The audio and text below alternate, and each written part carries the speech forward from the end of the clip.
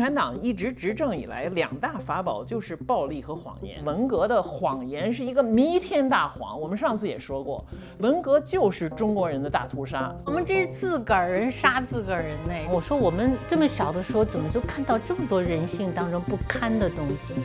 所以你想，我们要不写的话，怎么行啊？对不对？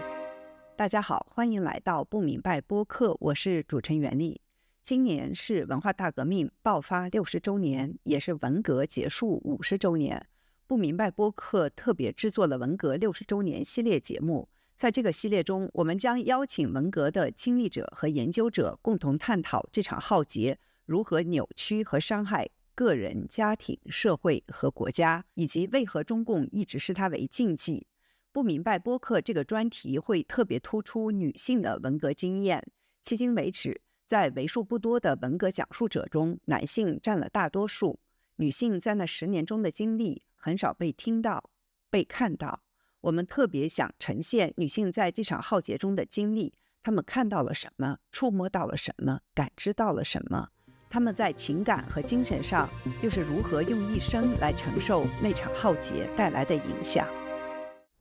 今天的2位嘉宾严歌苓和查建英都出生于1959年，文革开始时都是7岁，都经历过父母被打倒、家庭受辱、日常生活被政治吞没。他们在各自的作品中都对文革进行过记述和反思。这期节目呢，因为是我们上次录完节目聊天，你们俩都说起来，就说在文革的时候亲眼看到过很多身边的很多的那个自杀的场景，我就很震惊，因为我觉得我是实际上读还有看关于文革历史还是挺多的人，但我知道有很多人自杀，但是没有想到是那么的普遍。后来我去搜你们的作品，你们确实都写过，但是呢，我觉得写的都是比较一带而过的。查老师，也许你可以先说一下，就是文革开始的时候，你住在哪里？你们家是一个什么情况？你在一篇文章里面写过，你7岁的时候经历了一个恐怖的夜晚，你能稍微描述一下吗？文革开始的时候，实际上我还在幼儿园大班，就那个时候就是跟着老师，刷大字报，就幼儿园老师也在贴大字报，但是我们完全当然不懂这是什么意思，就感觉就是小孩2个人抬着一个浆糊桶跟着去刷，然后之后这个出来以后，就整个全北京学校不招生，瘫痪。教育室，所以我就在家里面待了1年。其实你应该上1年级，上小学。应该上学，没有上学，所以我上学的时候就是第2年，文革第2年在恢复，就是重新录取的时候，我已经快8岁了。所以在7岁那一年，我们家里面经历了抄家。但是在那之前呢，我是已经看到我当时住在北京的，就是朝阳，现在叫朝阳区建国门外。然后我父亲呢，那时候是在社会科学院。所以当时叫学部然后这个学部呢，就是当然都是所谓的臭老九，就是一大堆揪出来一大堆什么反动学者、学术权威各种人，就是挨斗啊什么的，开批斗会啊，还有集中到学部去，就不许回家，就住在那儿集中做政治学习，大家学毛著什么这都是就是第1年之后的事儿了，这已经是后来就是什么军宣队进驻接管什么的，因为学部里面也是造反派，就是互相打。在那之前的那1年呢，我的印象很深的就是说，首先是就是我们的院子里面，我们那个社科院有4栋楼，就是我们前边后边都有所谓什么高知楼，还有什么就是都是知识分子吧所谓。然后呢，被揪出来的人就有我记得有一天夜里边，我就听到我们前面那个楼。就是我住在8楼，那个7楼就在那个斗一个老头，我当然不知道他是谁就是一个老学者吧，然后就听见各种那个喊叫的声音，然后我就趴在我那个卧室的窗户上就被吵醒了嘛，我就起来在那儿看，就看到火光熊熊在烧书，就把他们家的书拿出来烧，然后再吊打这个老头，就把他捆起来，就是整个人我就印象很深，像一个大虾米。就手脚这样吊起来，吊在他那个2楼的阳台的顶上有一个钩子，可能就把他他在1楼嘛，就整个一堆造反派在那儿打他，然后就是听到那种就是很恐怖的、很痛苦的叫声和口号声和骂声这种，然后就不知道发生了什么，就像做一场噩梦一样。然后很久之后，这老头就没声音了，然后之后的那个印象都不是很清楚，他怎么被抬走的，就记得是一个大，就是你知道那种什么，就是有那种劳动用的什么生产队的大箩筐，就把他给抬走了。然后后来就知道他死了。就肯定是被打死的，是不是当场就死了那不知道，反正就死了。这是一个印象。另一个就是跳楼的，就是我在那个我们家后边那个楼，那应该就是9楼嘛，9号楼，就知道这一家呢，我们也不太熟悉，但是知道这夫妻俩以前就爱吵架。但也不知道，就是说他们吵架是怎么，有的时候那个女的就是可能生气了，就把什么锅碗就从窗户上扔下来，可能是在4层还是5层上就扔下来，结果就这个女的就有一天就跳楼自杀了，就她自己跳出来了，但是具体到底是他被迫害就受不了，好像就是说他可能夫妻关系本来可能也不是很好，在这种时候人是非常脆弱，如果家庭里面在没有支持或者互相在什么揭发也好还是什么也好，他就自杀了。之后我在上学的时候还看到路上就另外一个邻居就是自杀了，他躺在路边还没被抬走的时候，不知道什么人就盖了一个席子在那，然后我们的小孩上学，这是我们家抄家以后了，所以我那时候知道这个人肯定是自杀的就是一个小男孩就把那个盖着的席子就说，哎，怎么回事，就围了一圈小孩嘛，上学的路上把他一挑开一看，就是一个女的就死在那儿，然后我还记得很清楚，就是那胳膊也摔断了然后大家就是都是很小的小孩，你知道，我们家抄家的时候是夜晚，我记得那个非常清楚，应该是67年具体的日期我都有点记不清楚，反正但是那个夜晚就是那个好多细节无比的清晰就虽然我很不愿意想那天晚上，但是就是突然就是晚饭之后半夜就来了一群，就梆梆梆敲门，就等不及你开门，这门就要破门而入那感觉，然后我父母就开了门，然后一群人冲进来。然后其中就是我认出来有我妈妈的下级，就是那都完全那个嘴脸是不一样。她现在是造反派头子，领着来抄家的，原来都是很恭维，就是非常要巴结我妈妈的这种然后一群人进来，把家里面全部抄的天翻地覆，就是书拿下来，所有的柜子里面东西全部拿下来，就堆得满地都是。然后我和我弟弟，就我7岁，我弟弟才4岁嘛，4岁多一点。就完全不知道发生了什么事情，我就记着我弟弟就揪着我的那衣服，就是不肯松手，你知道，因为全是生人这么大，然后就是到处在这装箱子什么，然后打碎的，我印象特别清楚，就是打碎了一瓶花露水，这个印象非常清楚，就是突然那个空气里面，我们家就有一股香味儿，就是那种很 artificial， 就是不自然的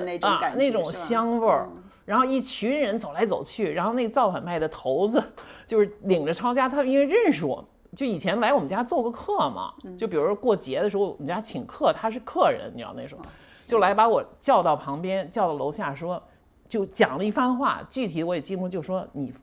你爸你妈是阶级敌人，你要划清界限，然后就把我们就是哗，到时候就开始开批斗会了。我们家住在4楼，就到1楼，然后所有的这个 neighborhood 就是整个这一区的人都跑过来看。因为他们又有什么大喇叭什么的，又有电，我就感觉又好像火光熊，但是可能没有烧书，也没有火，就是印象里是那样的，你知道，就像一个夜晚一群魔鬼在火光芒跳的那感觉。但是他们那个口号就感觉围了几百人，因为他们来抄家的又是什么邻居，我们还有一个工人区，我们社科院周围是很多工人自己都来看热闹，然后就喊口号，然后让我爸妈站在那个批斗的中间，然后就是喊口号，然后那个人还我还记得很清楚，推着我也要喊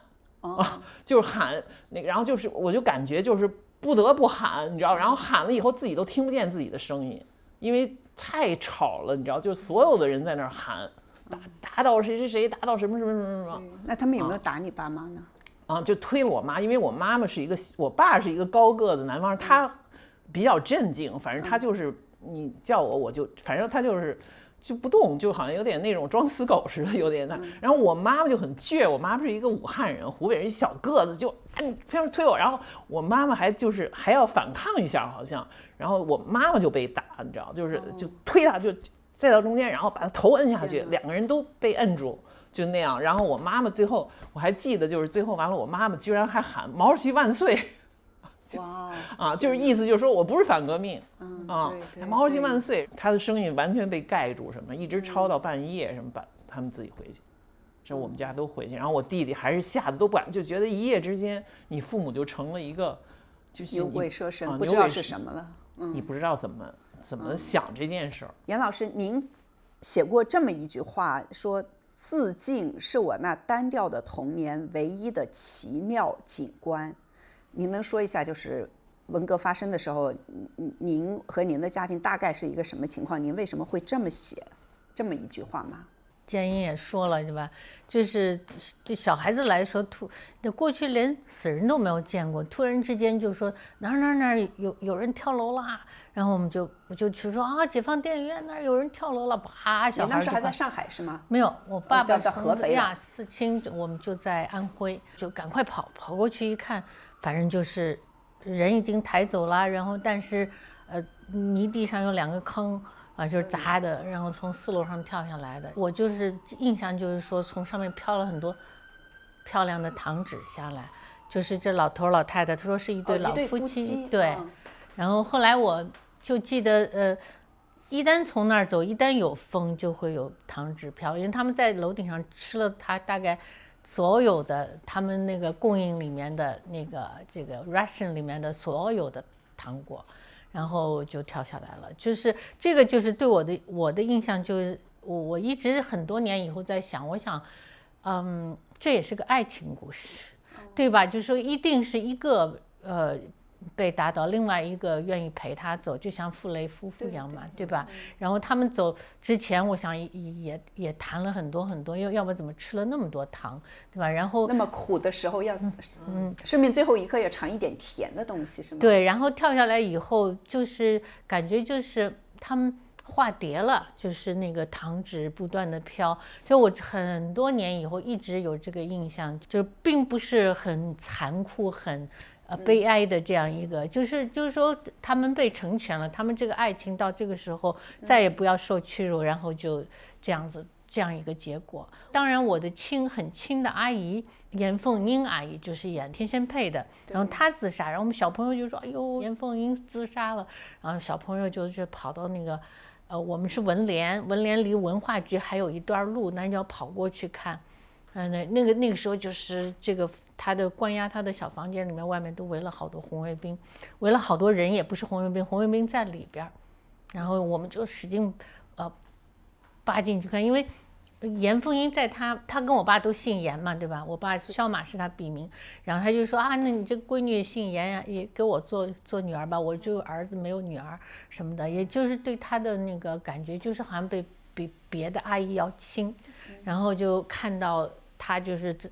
就我的感觉，他本来个子蛮高的一个人啊，就缩得特别特别短，因为他吃了好多安眠药，后来就那种痉挛吧，就变得特别短。那个我的印象，你是真的看到他的尸体？不是尸体，那个时候还活着。他们说你先救他呀，他说先说出来，我们再救。先说什么呢？就让他叫他交代什么什么嘛，就是好像要说他是不是敌特还是什么？说他是过去有这个对跟国民党的那个军官好像有过关系那样的。最后就反正抬走了，也稀里糊涂的，反正就后来就听说很快就死了呀。然后这个是我很亲的一个我爸爸也是很亲的一个。你有没有回家问你爸爸？没有，那时候我爸爸也不知道上哪儿去了，我就觉得好像家里的人都乱七八糟，谁也不知道上哪儿去了。我呢就好处就是我跟着我外婆和外公，还有个太外婆。那个就传说严凤英后来死了以后还被验尸，什么说看她体内有没有发报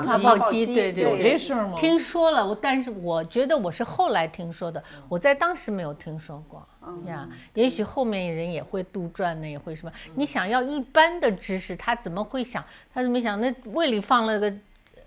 这个发报机你不可能用，你怎么用它呀？对不对？这起码，反正我就记得那些红卫兵来家里，就是到外婆外公家来就抄家嘛，不止一次抄了，一次又一次，反正就是你们家就把那个天花板捅开，就说是不是会在上面藏什么东西。然后我的印象最深的对他们的仇恨就是，他们就非常的蔑视生命。我外婆和我外婆是帮我养蚕，就是几个大笸箩，对吧？里面装的蚕宝宝，然后都快吐丝了，我记得都是半透明的那样的。然后他们就把全部掀翻，大概他也不是故意要掀，但是他就到处乱搞，他怎么样的？我说你这个我现在在想，你的抽屉可以好好开吗？对吧？一定要去弄得把它破坏掉、毁掉它。就是革命热情啊，他们的革命性是那种激情出来的，这种破坏性，然后把蚕全扔在地上以后，哈哈哈，就大家走来走去嘛。我就记得，就所有的蚕被踩死，就每个一汪一汪的水在地上。这就是我觉得，最后抽象出来，就是它最后所有的记忆，它会有一个抽象化的过程，最后被蒸馏了以后，被发酵蒸馏，最后就留下这样的一个是抄家的对这种生命的小生命的这种践踏。接下来是付费推广内容，这是一段我的亲身经历。几个月前，我需要采访一位在中国的外科医生，讨论原研药退出医院的影响，但他原本用的一款加密通信软件在手机上突然无法使用了。有朋友推荐了 Masavai， 因为他在注册时不需要提供电话号码。我们很快在 Masavai 上重新取得了联系，顺利完成了那期采访。Masavai MOSAVI 采用端对端加密技术，界面体验对中文用户来说也比较熟悉。注册过程中不需要提供手机号或邮箱。使用前请根据自身需求并结合当地法律法规自行判断。您可以在 Google Play 和 App Store 搜索 Masavai 下载。感谢 Masavai 对本期节目的支持。你们两家的父母都被打倒了，你们能分别说一下他们各自的罪名是什么吗？分别是什么意思？就比如说，严老师，您在一篇文章里面写的，您说文革来了，文革就是把一切文都革掉，父母和他们的朋友们一夜之间成了反动作家、反动文人，大家的书被烧了，被抄家。它是有一个顺序，我就是他的最开始，我爸爸还没有一下被揪出来，最开始揪出来的叫三民三高，对吧？就是像严凤英这样最著名的，或者是省委书记或者是什么，然后逐渐的往后才会把这种中不溜的人、作家什么的揪出来。那么最开始的时候，我记得我奶奶就要烧书。我奶奶就是把任何给我爸爸签过名的这些有名的人的这些书要烧掉，最好不要他牵累到我爸爸，对吧？就是跟这种关系要掐断。然后我奶奶就在那个引火炉子那样，每天就这样烧。我倒很少去碰这些东西，一看我说啊，这个叔叔写的，赶快就翻。我说奶奶烧的慢一点呀，然后就是这样子，就这样跟着奶奶这种抢时间一样的。虽然我那个时候认字不多，但是感觉到他要彻底的毁灭了这本书，就觉得要抢着看几页，那就这种感觉。这是一个烧。后来呢，就是我的奶奶呢就非常智慧，因为她本身是一个她是经历过很多事儿，像我爷爷从美国回来自杀了，然后这个他也很聪明，建立新政权红色政权以后，他马上就去很积极去把家里的房子就捐掉啊什么的，然后他就是后来成了人民教师的那种很光荣的那种，然后他就很聪明，把我爸爸所有的书全部拿报纸给包上，然后把那个整个玻璃书这个书柜上贴了个大封条，多少日子封。所以我就觉得好有智慧啊。然后前面的人来看，反正也封了吧，他就没再去折腾。然后呢，我们就是把那个报纸掀开，拿一本出来，那么看。这是奶奶这边的。然后我是跟着外婆和外公过，然后外公呢倒是一个老红军，他动不动就出来，你先把我打死再进去是吗？但是那个红卫兵根本就你什么那个，最后还说你是个老白匪，对吧？所有的东西我都觉得，你看像我有记得一个我们幼儿园的一个也是大班吧，对吧？一个段老师就把那个什么很硬的那种苦菜做的那种一苦饭就。哇！就往他嘴里说，他就被噎得直翻白眼那样的。哦，就连老师，幼儿园老师都被打倒了。对，就这样。我觉得我所有的印象都是这样一个非常强烈的一个特写画面出来了，对吧？然后就这种记忆，我觉得最难以忍受的就是已经在所有人都被揪出来以后，就到了69年叫清理革命队伍那一次运动，然后把我特别爱我的一个诗人阿姨给揪出来，然后她自杀没死，就放在走廊里面赤身裸体，是吧？然后就上面盖了个白单子，因为她插很多管子，不能穿衣服，然后她是完全没有神志。他吃了很多安眠药以后完全没有神志的，我当时就在想，他们连摊子都来了，就看这个一个女诗人的一个洁白的身体，你知道吗？就在那个教工宿舍里面？不是，就放在医院，因为他是畏罪自杀，他的病因就是畏罪自杀，不让他进到任何病房，就放在走廊里面，你知道吗？然后所以就上面盖的单子吧，然后只要是一换药，很多人就跑来，就是一换管子什么的，他有导尿管呐，什么鼻丝管呐，什么都很多种管子给他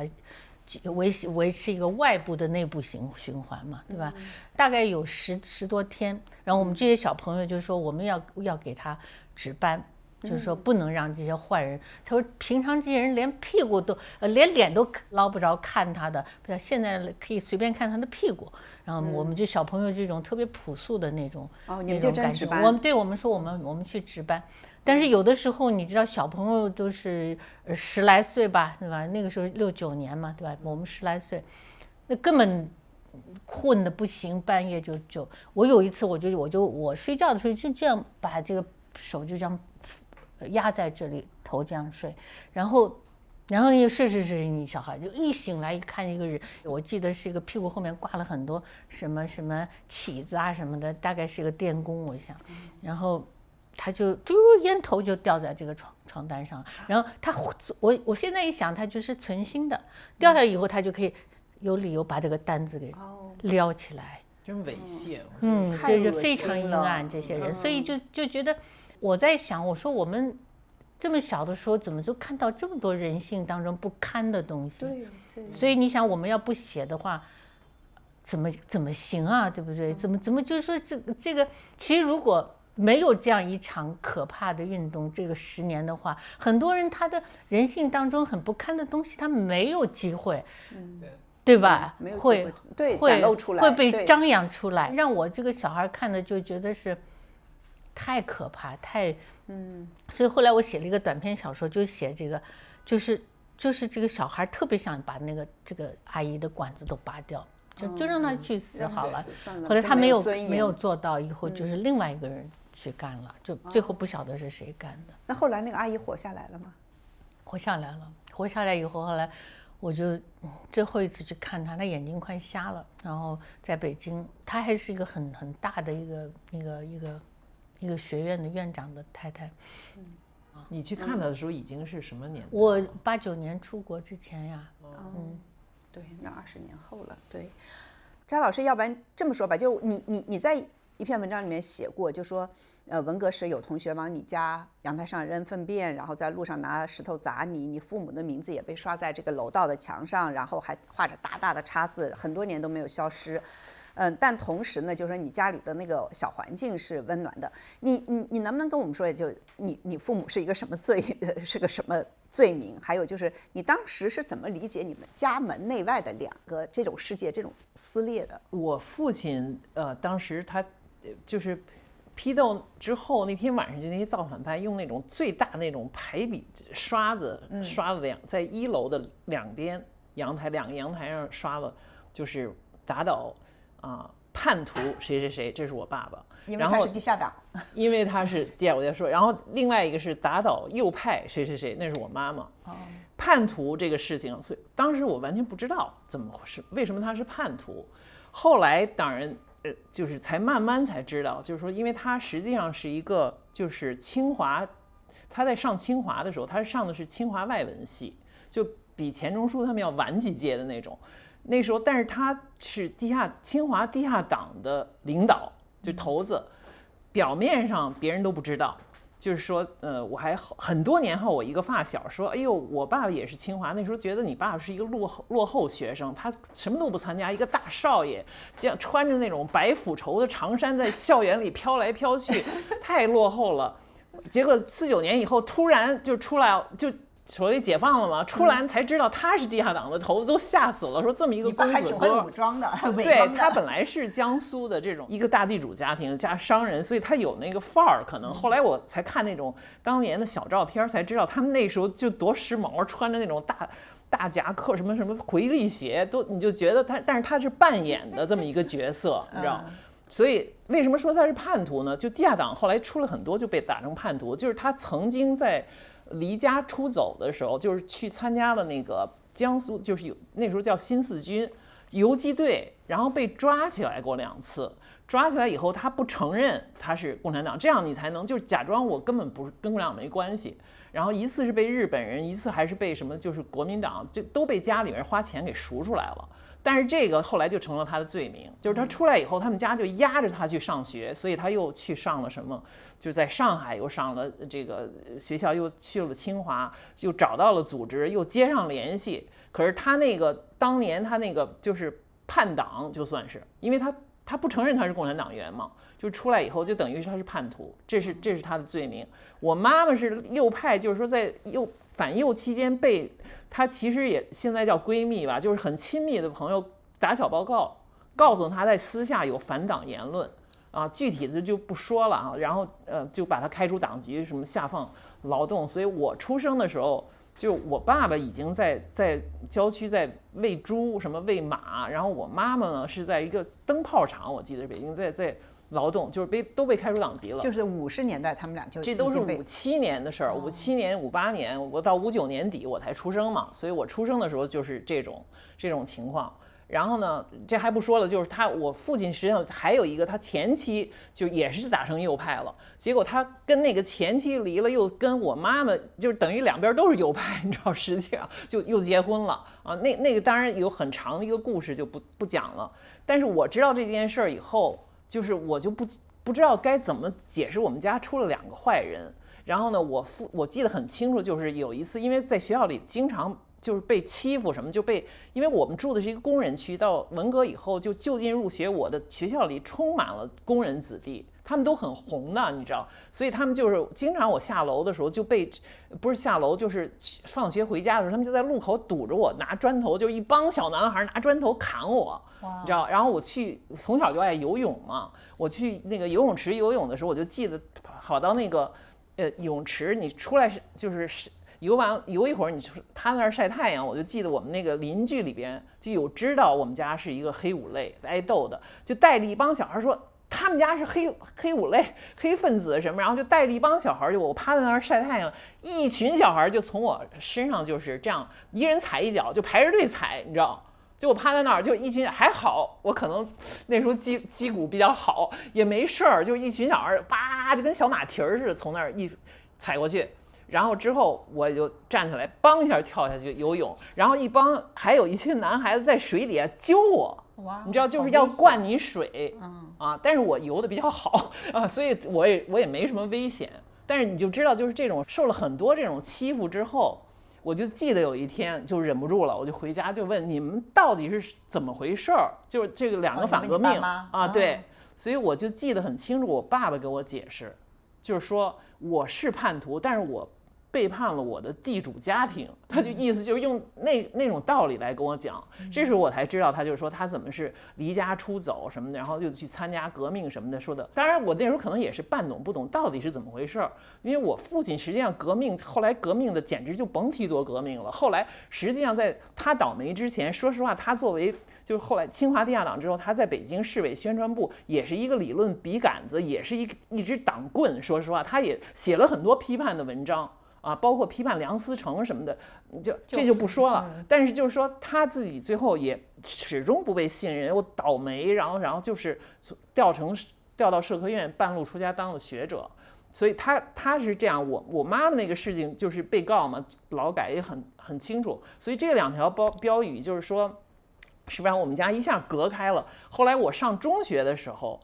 那个学校就是更是工人子弟，全是工人子弟。我就记得我到现在都是我非常要好的铁闺蜜，就是这几个工人子弟，几个姐们儿，女生跟我好，就是他们就从他们家路过，我都这现在回想，他们也应该看得到那大标语。当然，这到我上中学的时候，可能那标语已经不是那么清楚了，但是他们就好像视若罔然。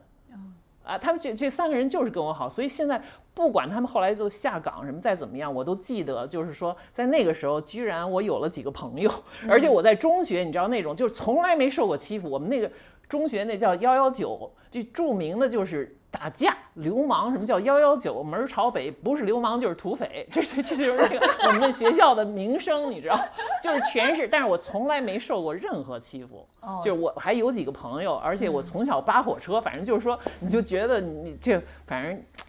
也不是吃素的，也不是吃素的，你知道，就是这种感觉。而且当然后来文革后期也什么，就是要求进步什么的，我也当了红卫兵啊。就那时候的红卫兵已经不打人了，已经到70几年了，就像入共青团差不多的。对，还入我入过空军，我现在都有点忘了。反正就是说一下子也从一个就是彻底的一个落后什么没人理的，也有了朋友，也当了红卫兵，所以我就我也进入主流了，我也成了人民的一员了，你知道，当时脑子我也肯定是被洗脑的，也是，就是你说的这个两个世界，就在家里面，我们家抄家也没抄走，还是有很多书，我从小在家里偷偷读的这些书，就是什么《红楼梦》啊、《三国》《水浒》，包括什么，就是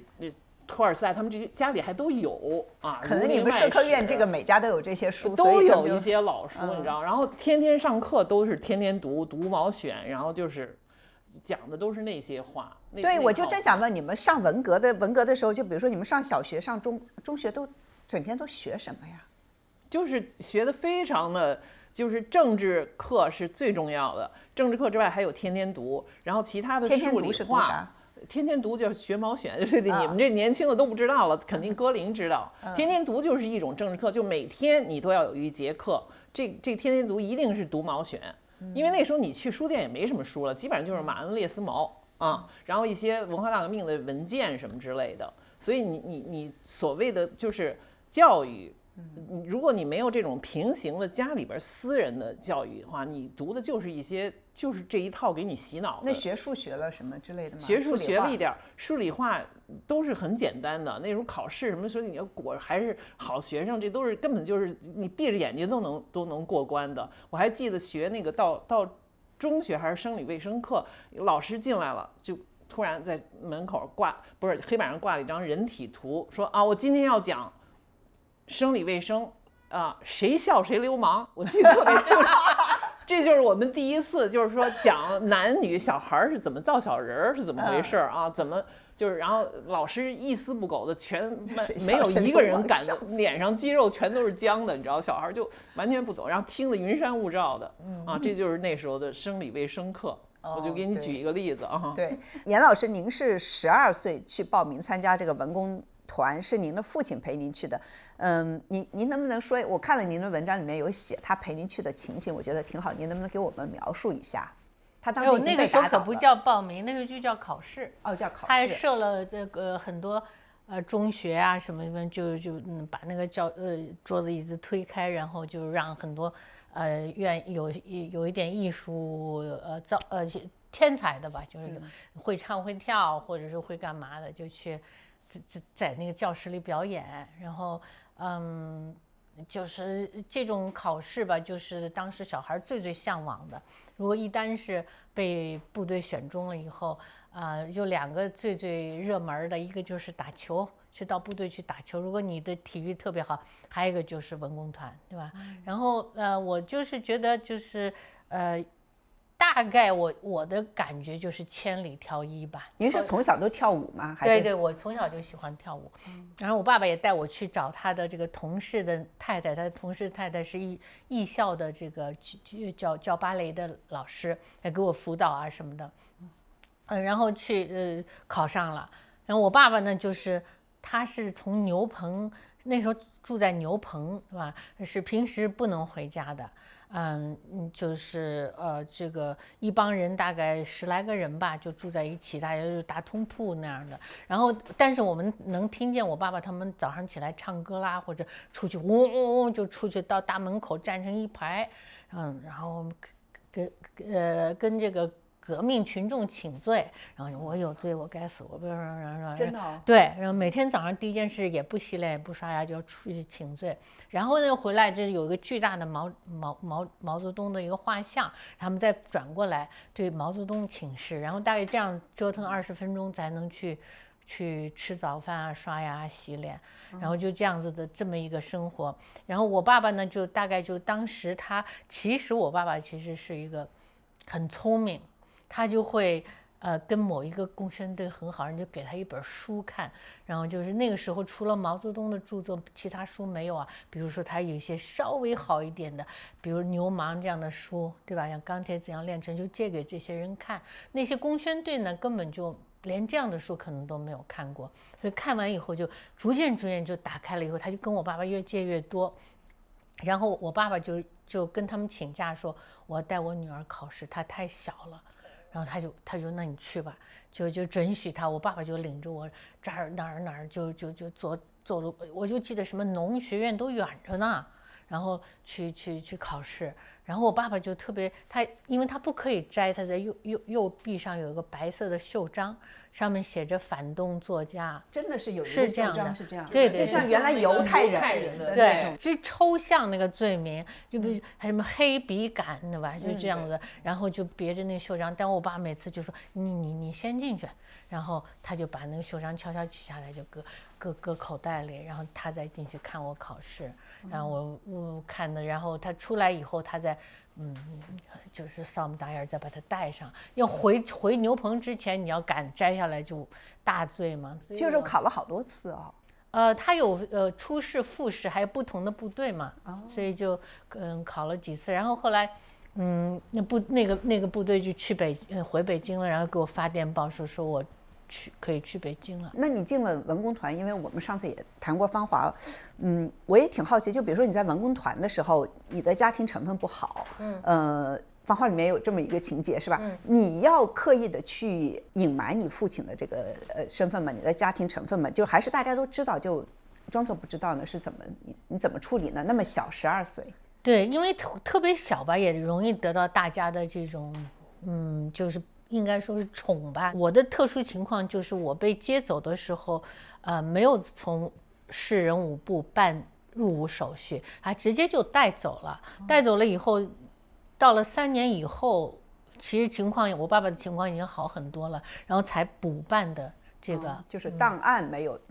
跟过去，所以就还是好很多。当然领导就知道的，怎么样？然后我呢，就是特别就是自己练好功，自己扫地多扫点，对吧？就不要这个态度要好，不对，要与人为敌什么的，别得罪人，是吧？而且我讲话经常是会被那个我的小孩嘛童言无忌，然后有一个人唱歌，他的那个牙齿有缝，我就说你这个西班牙女歌手，然后就特得罪人，你知道吗？那牙是西班牙嘛，然后我又看一个人，我是穿的很少。我说你这个耐寒作物，西班牙耐寒作物，你真会想，真的是。然后他们就说：“哟，这孩子说话够绝的，反正够刻薄的，对吧？”就是，但是其他也倒说不出来。那有时候就写批判文章，大家说，不会写的字儿。我们女兵住在楼下，两边中间一个大走廊，两边都是宿舍，然后就有个人就谁不会写什么字就跳到走廊说，嘿，谁会写什么什么什么东西？然后有人就这么说。然后有一次一个人写一个说什么什么钦佩的钦怎么写？那个不是当时他写出来就是一个他念铁佩，我说这念钦佩啦。那我们打赌，我说好，那打赌多少？然后赌多少？最后查了字典。好像也不是一个人都有字典，好像好几个人才有一本字典。查完以后说是钦佩的钦呀，对吧？说是小米是说的，我现在部队小名叫小米说，就经常我说对，而且我也从来不领赏，不是说就是说你不是赌吗？对吧？赌5毛钱，赌什么？然后我就敲的就不会说，你看我说5毛钱拿来，不会这样子的。那我们说一下，建英就是你。在文章里面，就是你写你同父异母的哥哥查建国那篇文章，当然是很有名了。我想接下来稍微讲一下，就是这个文革怎么扭曲这种的亲情，就是革命热情和这个亲情之间的。你能描述一下，就是查建国68年去内蒙下乡时候，他的母亲去送他的时候这个场景吗？就我哥哥是他是人大附中的，他自己呢实际上也变成了文革，就是最开始。那个狂热就红卫兵最开始的时候是轮不到他这种就是家庭出身不好的学生的，可是后来他们也成立了自己的红卫兵造反派组织，就相对来说算是一帮就是出身不好的人吧一起，所以他也是带着红袖章什么，也是在学校里边也是很积极的造反派什么之类的。可是他就是他是跟我爸爸当年一样是一个 true believer， 他是真的不是投机，他真信这一套，所以就是第一批就要响应毛主席的号召，上山下乡，什么接受贫下中农再教育。他想去西藏，但是那时候他还不知道是因为体制还是什么原因没去成，就去内蒙。去火车送的都是人山人海，然后很多其实知青都是不太愿意去的。所以后来那个抓成那个齐王还是孩子王，反正描写那个送行的场面，经常是家长和孩子都一片哭声，因为知道这一下乡就不知道什么时候回来了。我哥哥反而是那种特别铁杆的，再加上从小父母离婚，他就是对这种家庭的亲情本来也比较淡薄啊。然后他妈妈去送他到火车站的时候，他结果就是根本就不看他妈，就好像他妈是陌生人一样，他就在那儿。不知道是写了一个纸条，好像贴在玻璃上，还是说他自己喊的什么的，反正就是说再见毛主席，就跟毛主席再见，你知道，就不看他妈，完全没有亲情，这没有不看他妈。然后而且他这一去，后来就去了21年嘛，他就没有。但是当时当然他就是那种铁杆的扎根派啊，这种事情其实不只是在文革，我回想就连我爸爸都是，就是我的他自己的亲生妈妈。在乡下去世，就是其实也是因为这个地主家庭嘛，就是我爷爷是就是很早就是40岁不到就脑溢血死了，幸亏就没赶上后来这个49年以后把财产全部剥夺斗他们，然后结果我这个奶奶死的时候是在劳改大热的天就已经把他们赶走，住在一个小屋子里，劳改结果亵渎不止就死了，居然这些孩子就是包括我爸爸这种长子。还有兄弟姐妹好几个所谓参加革命的都没有回去送葬啊，这点我想起来也是这种，就是革命使得这个整个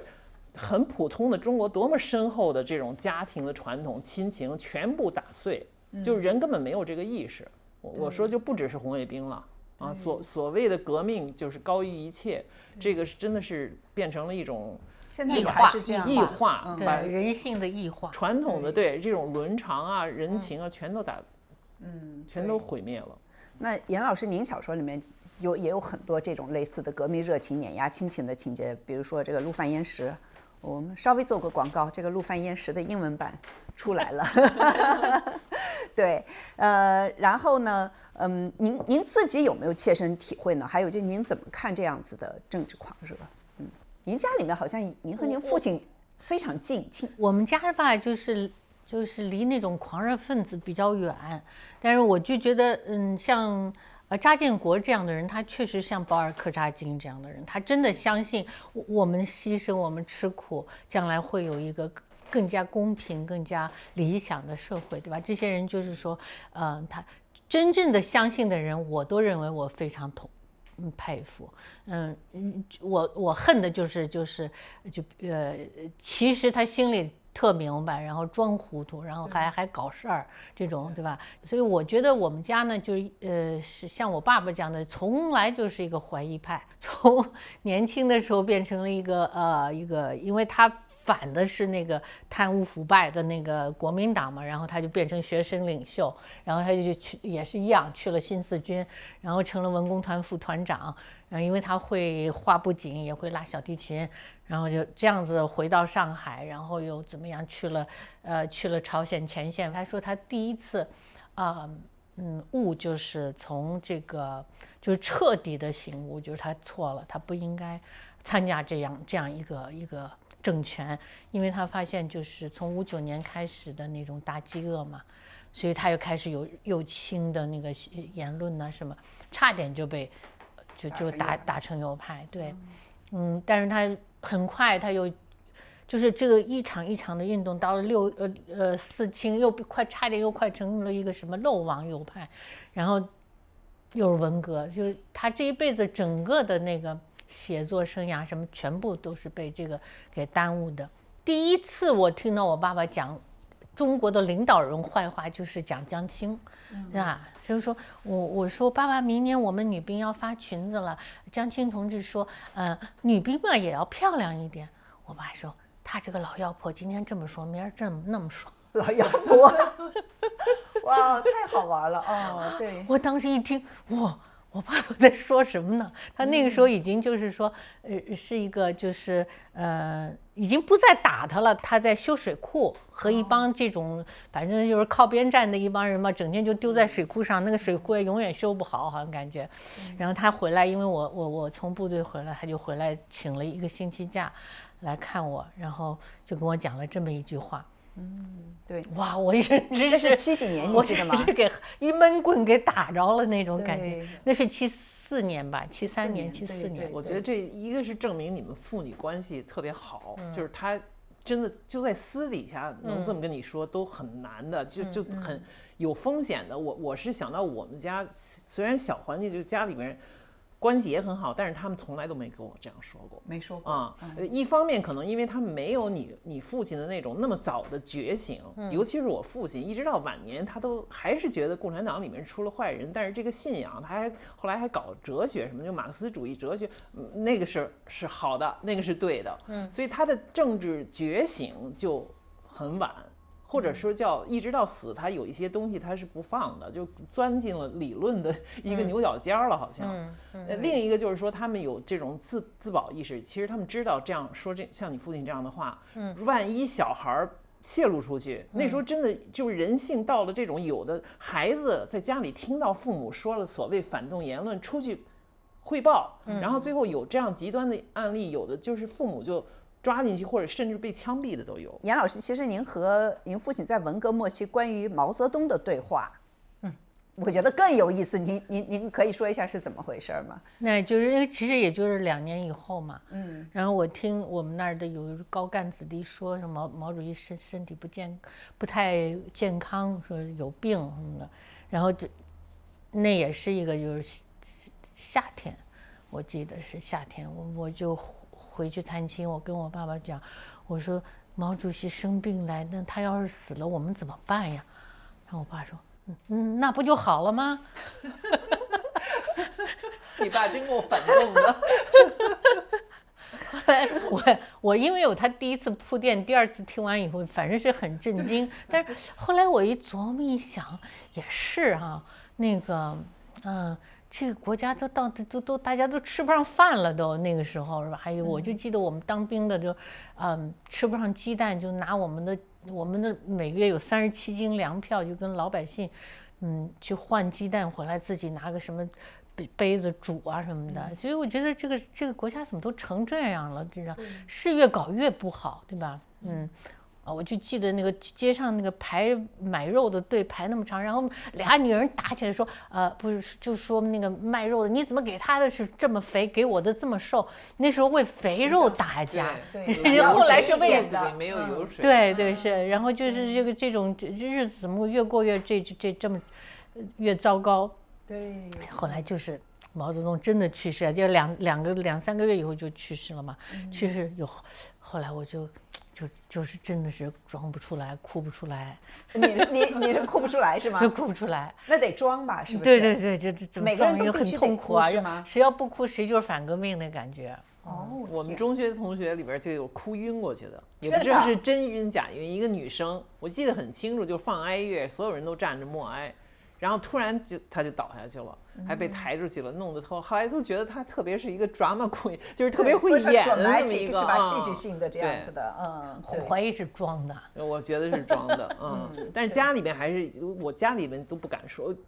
那个时候很明显，我父母就不仅不悲痛，还好像就是他们到阳台上去窃窃私语，就听说毛去世了，就是还是不要当着我们说，你知道？但是看他们那个表情、那个神经就知道他们肯定是高兴的但是一句就是不合适的话都没有跟我们说过。他们俩之间是可以说的，他们俩之间肯定是说了，不会跟你和你弟弟说，站到阳台上去自己说。对。那今天也有一些年轻人，我们上次其实谈到一点嘛，就是会把毛时代文革想象成一个更平等、更有理想、不那么卷的一个时代。我们之前在芳华那期节目里面谈到，是现在年轻人他们比较苦闷啊、挫败感啊，然后他们想要找到一个从精神上寻找一种造反的出口。也许你们可以谈谈当时的物质生活是什么样子？当时是一个比现在更公平或者平等的社会吗？ No way 对吧？那个时候就是说那个时候没有形成这样一个特权阶层，对吧？就是说基本上你左邻右舍啊，大家过得还都差不多，然后都是凭着那么多100多号，我就记得在成都什么票买什么买肥皂的，买味精的，买什么的都买草纸的，什么都有，对吧？这些票，我记得我们当兵的就是岁数小嘛，没吃的。唯一就是不凭票买的糖，就是那个元宵馅儿，对吧？元宵馅儿我们就买来，然后放在这个那个信封裁掉一半，然后放在这个军装的这个地方，然后拿个小勺这么吃，当零食吃。那很快那个军装就被老鼠咬得稀烂的。就这样的一种物质生活，你像一个当一个年轻的小兵连糖都吃不上的一个这种物质生活，而且军队里面，因为我供应还好呢，供应还好，而且实际上军队里面是中国的一个特权的一个存在，对不对？尤其是军队的干部实际上是有特权的。共产党从来都是有非常严格的等级的，他们是没有看到，只是绝大部分可能当时99%的中国人都一样的穷，但是还有一些人他们是多少级干部，他们是有很好的供应的，这个是普通老百姓看不到的。但怎么可以说当时是更平等的呢？是平等的穷，但还有一些特权阶层。不是，我觉得那个时候很多就是原来的干部，比如说省长也好什么，都下去了，被打倒了。所以那是什么革委会主任，什么哪的什么，就像王洪文之流，变成了一个新的特权阶级。是原来的他们那种打过江山，就是说这是 so called 的把江山打下来的这帮人。我就记得安徽省的省长是李宝华，是李大钊的儿子，对吧？所以他那个时候已经被斗得来就是一塌糊涂，早都不知道哪儿去了，跟死了大概都是这样子的。然后后来上来的这帮人他们的生活是什么样子，根本就是不知道的。您怎么看呢？您觉得就是当时文革的时候，你那么长那么高的个，然后是不是有没有饿肚子的感觉？有没有就说想要去？我记得我小时候还去偷着家里面的白糖吃。我就是在大饥荒，我们两个都是应该大饥荒的时候出生的，就是出生的时候就是已经都普遍，我包括我父母都浮肿，然后我妈也没有地方买，就是买奶粉都很费劲，所以从小就这个饥荒的记忆是有的，就所有的事情都是凭票供应，都吃的很少有油水，这是不用说的。但是就是你前面说这个，为什么现在年轻人会觉得文革是一个平等的？我觉得这其实很简单，就是共产党一直执政以来2大法宝就是暴力和谎言，就是他两手都要抓，两手都，这也是从中国的老传统统治老传统来的，就是2柄啊，就是两个把手。以前所谓一个是法，一个是德，就所以是儒法2家。到这儿以后，就是一个是枪杆子，一个是笔杆子。这个笔杆子就是负责制造谎言的，暴力是不用说的，文革当中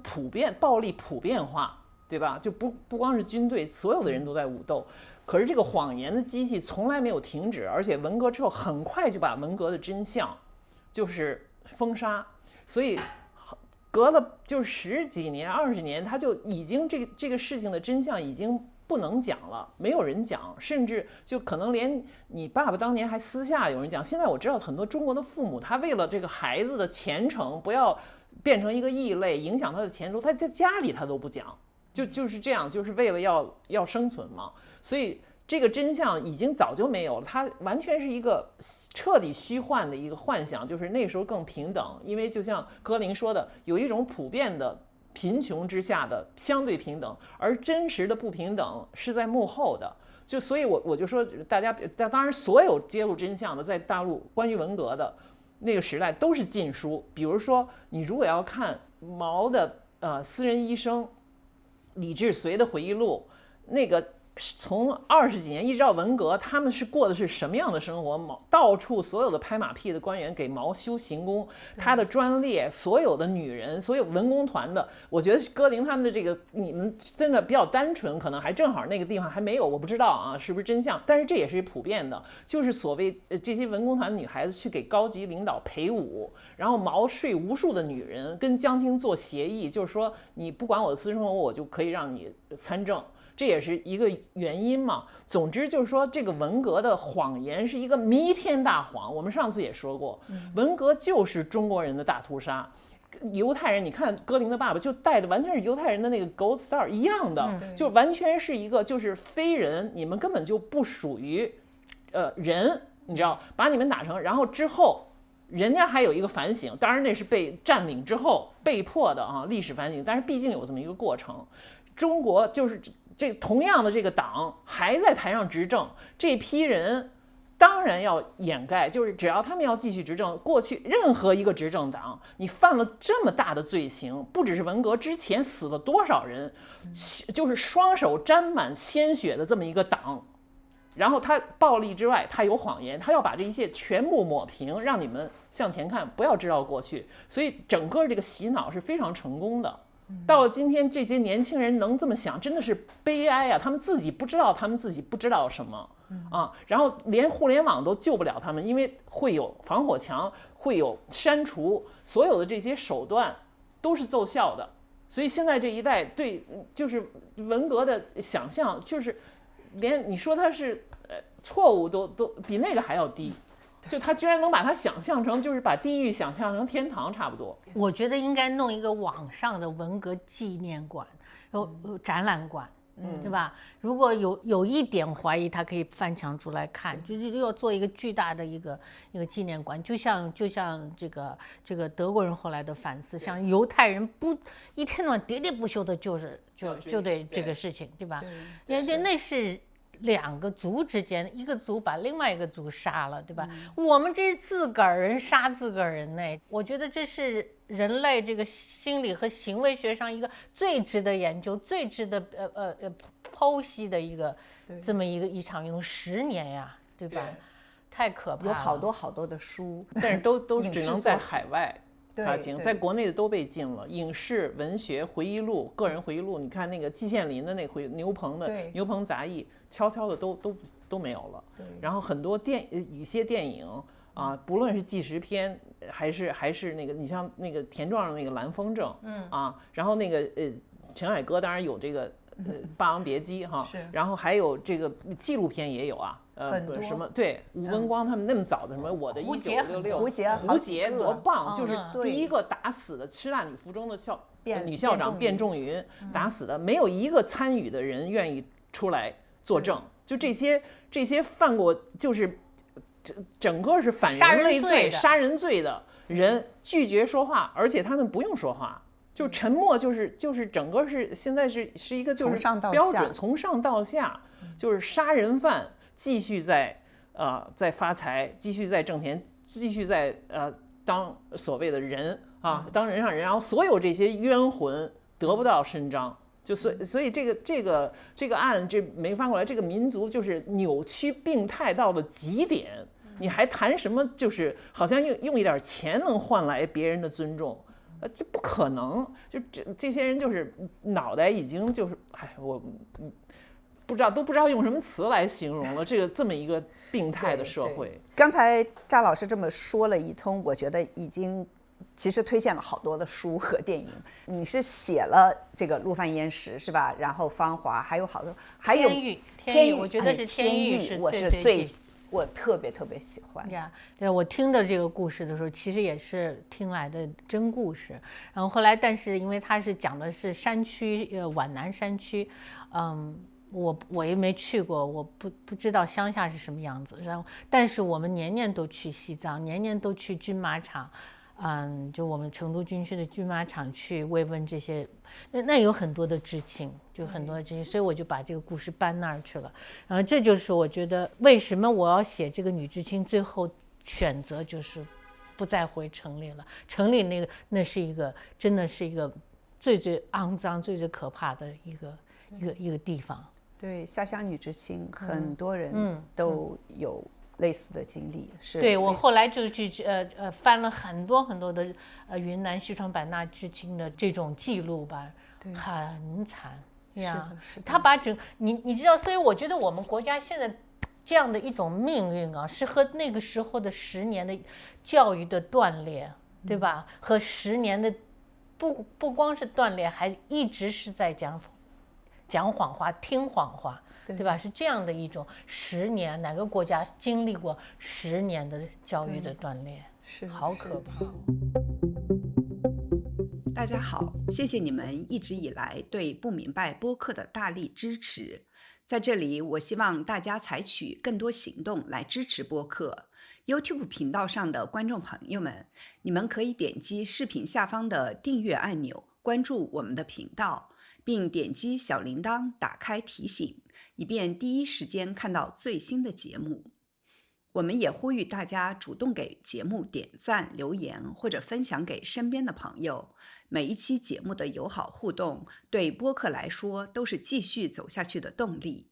我们也希望力所能及的朋友们能加入我们的 YouTube 会员，或者访问不明白播客网站捐赠页面，参与单次或者月度的捐赠、直播、talk show、下午茶、专题。我们希望带给大家更多有趣的谈话、及时的资讯与专业的分析，这都需要更多人员和资金的投入。欢迎点击不明白播客简介上的链接，或者本期的 show notes 来支持我们做出更多更好的节目。谢谢大家。